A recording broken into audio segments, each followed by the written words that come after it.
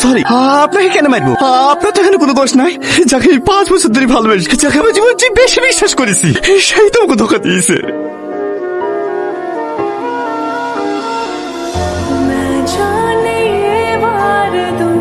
তোরা যা, আমি আসছি। বেশি লেট করিস নি। ঠিক আছে ঠিক আছে, যা চলো।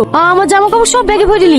আর একবার ভালো করে ভেবে দেখো, তোমার আব্বা মা ভাই বোন সবাইকে ছেড়ে থাকতে পারবো তো? হ্যাঁ পারবো, তোমার জন্য আমি পুরো পৃথিবী ছাড়তে পারবো, কিন্তু তোমাকে ছেড়ে আমি অন্য কোনো ছেলের সাথে বিয়ে করতে পারবো না। তুমি যত তাড়াতাড়ি পারো আমাকে এঁকে গেলেই চলো। ভীষণ ভয় লাগে জানো, মাঝপথে তুমি আমার হাত ছেড়ে দিয়ে চলে যাবো না? না, মরে গেলেও না, কথা দিলাম আমার শেষ নিঃশ্বাস পর্যন্ত আমি তোমারই থাকবো।